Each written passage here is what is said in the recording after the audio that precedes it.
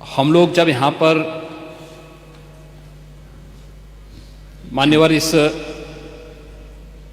चर्चा में भाग ले रहे हैं, उस समय प्रयागराज में 56 करोड़ 25 लाख से अधिक श्रद्धालु मां गंगा, मां यमुना और मां सरस्वती की इस त्रिवेणी में आस्था की पावन डुबकी लगा चुके हैं। और जब हम सनातन धर्म के खिलाफ, मां गंगा के खिलाफ, भारत की आस्था के खिलाफ या महाकुंभ के खिलाफ कोई भी अनर्गल प्रलाप करते हैं, कोई झूठा वीडियो दिखाते हैं, तो इन 56 करोड़ लोगों की आस्था के साथ एक खिलवाड़ है, भारत की सनातन आस्था के साथ खिलवाड़ है। और मैं विनम्रता से कहूंगा कि आयोजन किसी पार्टी विशेष का नहीं था, किसी सरकार का नहीं था। मैं तो बार बार इस बात को कहता रहा हूं कि आयोजन समाज का है, सरकार पीछे है। सरकार सहयोग के लिए, अपने उत्तरदायित्वों का निर्वहन करने के लिए एक सेवक के रूप में हम लोग वहां पर हैं, और एक सेवक के रूप में अपने उत्तरदायित्वों का निर्वहन करने की हमारी जिम्मेदारी है। और उस निर्वहन के लिए हम लोग तत्परता के साथ अपनी जिम्मेदारियों का निर्वहन करेंगे, क्योंकि हमें अपनी जिम्मेदारियों का एहसास है। हमें भारत की सनातन परंपराओं के प्रति अगाध श्रद्धा का भाव है, और उन श्रद्धाओं को सम्मान देना वो हमारा दायित्व है। और ये हमारा सौभाग्य है कि इस सदी के इस महाकुंभ के साथ हमारी सरकार को जुड़ने का अवसर प्राप्त हुआ, और आयोजन के प्रति तमाम अफवाहों, तमाम प्रकार का दुष्प्रचार को दरकिनार करते हुए देश और दुनिया ने इस पूरे आयोजन के साथ सहभागी बनकर के इसे सफलता की एक नई ऊंचाई तक पहुंचाया है। महोदय, भी आयोजन के 7 दिन बाकी हैं संपन्न होने के, और जो मैंने आज दोपहर तक के आंकड़े बताए हैं, 56 करोड़ 25 लाख से अधिक श्रद्धालु अब तक प्रयागराज की महात्रिवेणी में आस्था की डुबकी लगा चुके हैं। और इसीलिए जब यहां पे हमारे प्रतिपक्ष के जो माननीय सदस्य डॉक्टर आर.के. पटेल जी, श्री संग्राम सिंह यादव जी और श्रीमती आराधना मिश्रा, मोना जी जब अपनी बातों को यहां पे कह रही थी, तो मुझे आपकी बातों को देख करके सचमुच एक तरफ हमें एहसास है अपनी जिम्मेदारियों का, हमारी संवेदनाएं हैं उन सभी के प्रति जो लोग 29 जनवरी के एक स्टैम्पेड के शिकार हुए थे, उन सभी श्रद्धालुजनों के प्रति भी, या प्रयागराज कुंभ के दौरान जो आपने अपनी नोटिस में उल्लेख किया है, सोनभद्र की, अलीगढ़ की या किसी अन्य जगहों पर प्रयागराज महाकुंभ के आयोजन में भाग लेने के लिए या यहां से जाने के लिए जो लोग यहां से प्रयागराज महाकुंभ में महास्नान के बाद वापस जा रहे थे, सड़क दुर्घटना के शिकार हुए हैं, उन सबको हम श्रद्धांजलि देते हैं। हमारी संवेदना उन परिवारजनों के प्रति है। सरकार उनके साथ खड़ी है, हर संभव सरकार उनको मदद भी करेगी, लेकिन इस पे राजनीति करना कितना उचित है, प्रश्न यही है। और इसीलिए मैं आपसे कहना चाहूंगा, जब आप अपनी बात कह रहे थे, मैं धन्यवाद दूंगा माननीय सदस्य श्री मनोज पांडे जी को, जिन्होंने उन अफवाहों की ओर ध्यान भी दिया, कि उल्लेख किया कि काहिरा का वीडियो लेकिन महाकुंभ के साथ जोड़ करके दुष्प्रचार किया जा रहा था, नेपाल का वीडियो महाकुंभ के साथ, झारखंड की किसी घटना को महाकुंभ के साथ, या देश के अंदर के किसी अन्य दुर्घटना को जूसी के साथ जोड़ करके दुष्प्रचार करके अफवाह फैलाने का जो कार्य हो रहा था, कौन लोग थे वो? और इसीलिए मैं कहना चाहूंगा कि बड़ा हसीन है इनकी जवान का जादू, लगा के आग बहारों की बात करते हैं, जिन्होंने रात में चुन चुन के बस्तियों को लूटा, वही नसीबों के मारों की बात करते हैं।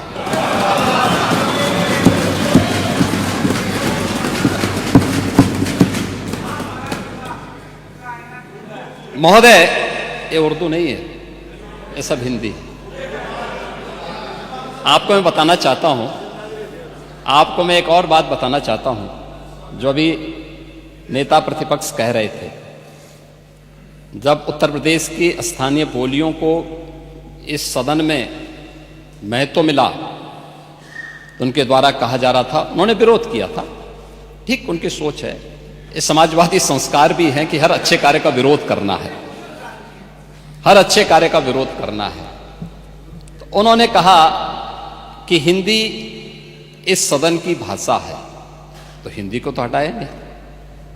इस सदस्यों को एक छूट दी गई है कि वे किसी भी इन बोलियों में बोल सकता है, हिंदी में ट्रांसलेट की उसकी सुविधा मिलेगी। ये सुविधा है, थोपा नहीं गया है। दूसरा, भोजपुरी हो, अवधी हो, बुंदेली हो या ब्रज हो, पांडे जी, इनकी लिपि भी देवनागरी है, कोई दूसरी लिपि नहीं है। संविधान के द्वारा घोषित जो व्यवस्था है उसी के दायरे में सारा कार्य हुआ है।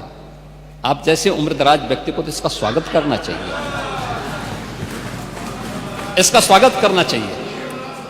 ओह, मैं इसीलिए कह रहा हूं, देवनागरी ही लिपि है और उसी दायरे में सारा कार्य हुआ है। और इसीलिए मैं आपके संज्ञान में लाना चाहूंगा कि ये जो कार्य है, इस कार्य के साथ हमें उसी सकारात्मक भाव के साथ जुड़ना चाहिए। मैं आपके विरोध को कभी उसका न मैं उपहास उड़ाता हूं, न मैं उसको बहुत उसके साथ जोड़ता हूं, क्योंकि मैं जानता हूं आपकी आदतों को, मुझे मालूम है। आप लोगों के बारे में एक मान्यता ये भी है, मजबूरी भी है, और आपके बारे में मान्यता भी है कि आज के समाजवादियों के बारे में, कि जिस थाली में खाते हैं उसमें छेद करके फिर जाते हैं। और ये जो आप लोगों के बारे में मान्यता है, उसी के बारे में मैं आपसे कहना चाहूंगा कि महोदय, जब हम महाकुंभ के बारे में चर्चा कर रहे हैं और ये आयोजन, नहीं आपके बारे में इसीलिए बोल रहा हूं, मैं आऊंगा उस पे भी, मैं उस पे भी आऊंगा भी, उस पे भी मैं आ रहा हूं। जब एक महाकुंभ का विरोध पहले दिन से कर रहे थे महोदय, मैं एक एक करके इनके बयानों को यहां पे उद्धृत करना चाहूंगा, और पिछले सदन में भी मैं याद दिलाना चाहूंगा, जब हम लोग यहां पे इसी सदन में आए थे तो महाकुंभ पे चर्चा, उस समय महाकुंभ की तैयारियां चल रही थी और चर्चा के लिए एक दिन निश्चित किया गया था। आप लोगों ने सदन नहीं चलने दिया था, सदन नहीं चलने दिया था। अच्छा होता महाकुंभ के पहले सदन में पूरे दिन भर की चर्चा होती, हम उस व्यवस्था के बारे में चर्चा करते, आपके अनुभव का लाभ लेते, लेकिन आपने चर्चा नहीं होने दी। लेकिन पहले दिन से ये चर्चा, पहले दिन से ये अफवाह और इस प्रकार का दुष्प्रचार आपके द्वारा निरंतर होता रहा।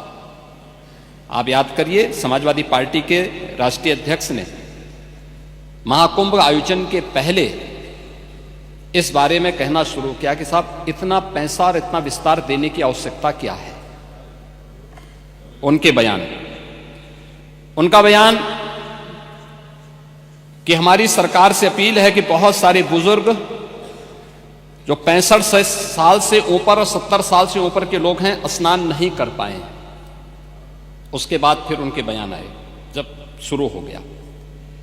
फिर लगातार अगर समाजवादी पार्टी के सोशल मीडिया हैंडल को देखें, वो आपके संस्कारों के अनुसारी भाषा का प्रयोग भी करते हैं, और जिस प्रकार की भाषा का उसमें प्रयोग किया जाता है, मुझे लगता है किसी भी सभ्य सोसाइटी के लिए वो भाषा कभी शोभा नहीं देगी।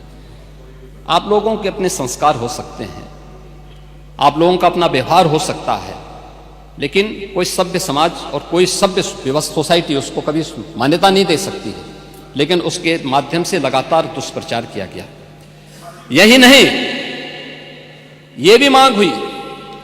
देखिए, आपकी पार्टी के ही नेता, आपके अध्यक्ष ने कहा कि हम मांग करते हैं कि अकबर का किला जो बिल्कुल संगम नोच पर वहां जो वट वृक्ष है उसकी पूजा करते हैं, और सरस्वती नदी भी वहीं से निकलती है। आप देखिए, यानी अक्षय वट का नाम भी उनको नहीं मालूम। सरस्वती कूप को सरस्वती नदी कहते हैं। यह आपका जनरल नॉलेज है।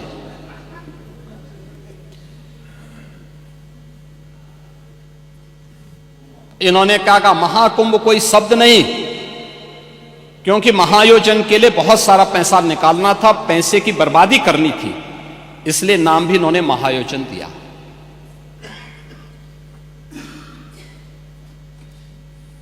पहले दिन से ही राज्य सरकार आंकड़े दे रही है कि कितने लोगों ने पवित्र डुबकी लगाई है। जो लोग पवित्र डुबकी लगाने वालों की संख्या बता सकते हैं, वे यह नहीं बता पा रहे हैं कि कितने लोगों की जान चली गई। इनके एक सहयोगी आ रहे हैं, अरे चिंता मत करिए, एक एक प्रश्न का उत्तर देंगे, थोड़ा पेशेंस रखिए। देखो, आप बोल रहे थे, मैं बहुत शांति से सुन रहा था, बहुत शांति से। आप ही के एक सहयोगी श्री लालू यादव जी कह रहे हैं, अरे ये सब कुंभ का क्या कोई मतलब है, फालतू का कुंभ है। यानी सनातन धर्म के इस महाआयोजन को वे फालतू उनको दिखाई देता है। और इनके एक और सहयोगी उससे भी 2 कदम आगे आकर के कहती हैं कि महाकुंभ मृत्यु कुंभ में बदल गया है। ये क्या है? ये क्या है? मल्लिकार्जुन खड़गे, कांग्रेस के नेता, अध्यक्ष, कहते हैं कुंभ भगदड़ में हजारों लोग मारे गए।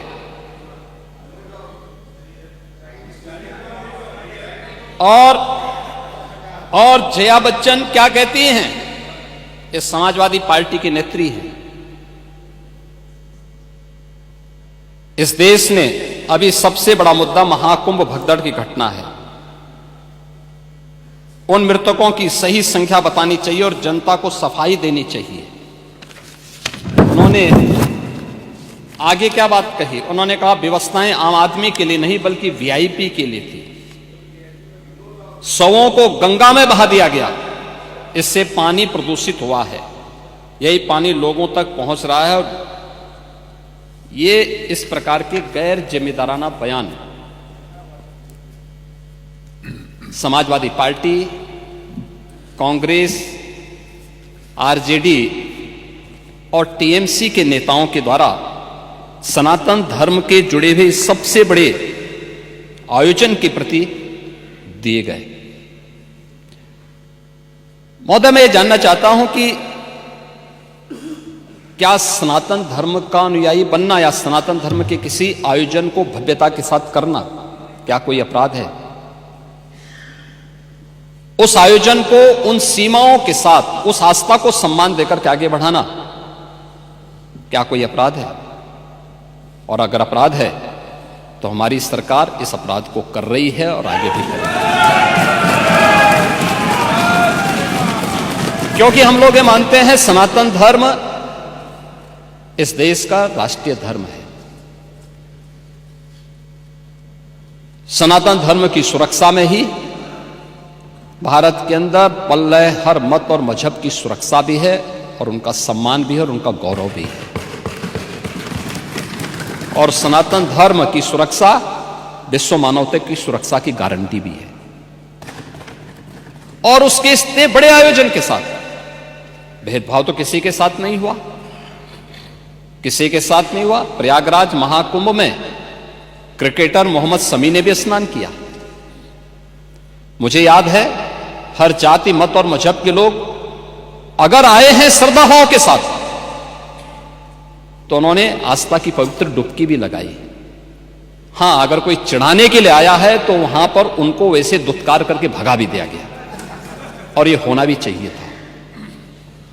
और इसीलिए मैं इस बात को मानता हूं, आप लोगों ने जो बात कही हमें ये सब बुरा नहीं लगता, इसलिए नहीं क्योंकि हम जानते हैं आपकी प्रवृत्ति है, क्योंकि हम लोग इस बात को मानते हैं कि संक्रमित व्यक्ति का उपचार हो सकता है, संक्रमित सोच का उपचार नहीं हो सकता, उसका कोई उपचार नहीं, वो अपने आप ही कुड़ता रहेगा। और इसलिए इस महान आयोजन को करने का अवसर हमारी सरकार को प्राप्त हुआ। और मेरा यह मानना है कि महान कार्य को 3 अवस्थाओं से गुजरना पड़ता है, याद रखना, उपहास से, विरोध से और अंततः स्वीकृति से।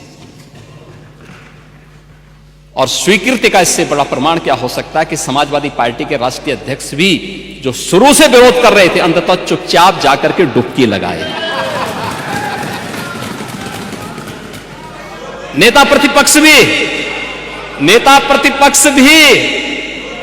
हाँ, मैं अच्छी बात है, आपका अधिकार है, आपका अधिकार है ये, मैं तो आपको अधिकार दे रहा हूं। मैं ही कह रहा ना, नहीं 13 में आप नहीं जा पाए थे, क्योंकि 13 में जब आप जा रहे थे तब तक आपको फोन आ गया था, आप वापस हो गए थे, नहीं जा पाए थे। नहीं जा पाए, आप वापस आ गए थे। लेकिन इस बार आप गए थे, मुझे अच्छा लगा, आपने उत्तर प्रदेश सरकार की व्यवस्था की सराहना की और आपने मुझे प्रत्यक्ष नहीं लेकिन स्पीकर साहब को धन्यवाद दिया कि अच्छी व्यवस्था थी। और इसीलिए मैंने कहा ना, 3 अवस्थाएं उपहास की, जिसको आप शुरू से उड़ा रहे थे, कुछ नहीं कर पाए तो आपने विरोध करना शुरू किया, और विरोध करते करते आज मुझे अच्छा लगा कि आपने अपनी स्वीकृति भी दे दी कि हां अच्छा काम हुआ है, अच्छी व्यवस्था हुई है। ऐसे ही मोना जी ने भी किया, वो लोग विरोध कर रहे थे, फिर उन्होंने उसके बारे में तमाम प्रकार की बातें की। आज उन्होंने कहा कि इंफ्रास्ट्रक्चर का काम तो अच्छा हुआ। अच्छा, अच्छी बात है, क्योंकि काम हुआ है तो लोग बोलेंगे भी, क्योंकि लोग तो उन्हीं मार्गों से चल रहे हैं, सभी लोग चल रहे हैं। महोदय, प्रयागराज कुंभ के बारे में अनेक दुष्प्रचार किए गए और दुष्प्रचार के अनेक माध्यम हैं। मैं पहले कुंभ के बारे में ही कहता हूं। कुंभ के बारे में जो बहुत सारी चर्चाएं यहां पर हुई हैं और सभी माननीय सदस्यों ने भी इस बात को यहां पे उल्लेख किया है, जिसमें वेदों की परंपरा से परंपरा आती है। ऋग्वेद में भी इसका उल्लेख है कि कुंभम समारोह्य सुधाम पिबेत, यानी हम उस कुंभ में रखे अमृत को पीकर आत्मा को आनंदित करें। अथर्ववेद में भी इस बात का उल्लेख है कि ऐसा गंगा या कुंभे, यानी यह गंगा जल एक कुंभ, एक घड़े में संचित है, यानी अमृत के रूप में उसकी तुलना की गई है। और आज से 5000 वर्ष पहले रचा गया श्रीमद् भागवत महापुराण में भी इस बात का उल्लेख है को कुंभ मेले स्नात्वा पुण्यम प्राप्नोति मानुषः, यानी यहां कुंभ का संदर्भ कुंभ मेले से है। 5000 साल पहले भी इसका उल्लेख है, जो 4 तीर्थ स्थलों पर आयोजित होता है, उसमें स्नान करने से पापों का क्षय होता है। और जो बात यहां पे आपके विद्वान सदस्य से संग्राम सिंह यादव कह रहे थे, उन्होंने पुराणों की बात की, लेकिन वो पुराण की बात नहीं थी, वह तुलसीदास जी की रामचरितमानस में उल्लेख किया गया है। को कहीं सकहीं प्रयाग प्रभाव हो, कलुष पुंज कुंजर मृगराओ, अस तीरथ पति देख सुहावा, सुख सागर रघुवर सुख पावा। ये तुलसीदास जी की रामचरितमानस का है, पुराणों का नहीं है। पुराणों में संदर्भ है, श्रीमद् भागवत महापुराण का मैंने उल्लेख किया ही, और रामचरितमानस में भी इन बातों का उल्लेख इन भावनाओं के रूप में किया गया है। और हम उत्तर प्रदेश वासियों को खासतौर पर इस पर गौरव की अनुभूति भी करनी चाहिए कि इस बड़े आयोजन के साथ हम सभी को जुड़ने का अवसर प्राप्त हुआ है। और इसलिए मैं इस बात को कह रहा हूं क्योंकि यह आयोजन हमारे लिए बहुत महत्व रखता है। यहां हमारी पार्टियां हो सकती, ये सत्ता पक्ष होगा, वो विपक्ष होगा, अलग अलग पार्टियां होंगी। उत्तर प्रदेश से बाहर हम जब जाएंगे तो उत्तर प्रदेश वासी के रूप में लोग हमें हमारी पहचान देते हैं। अच्छा काम करेंगे, सम्मान मिलेगा। एक भी व्यक्ति यहां के नाम पे गलत काम करेगा, यहां की सरकार गलत काम करेगी, तो उसके यहां पर भले ही हम उस गलत काम को कितना भी सपोर्ट करें, लेकिन बाहर जनता हमें नहीं बख्शने वाली है, इस बात को रखना। और 2017 के पहले उत्तर प्रदेश के अंदर की छवि यही थी।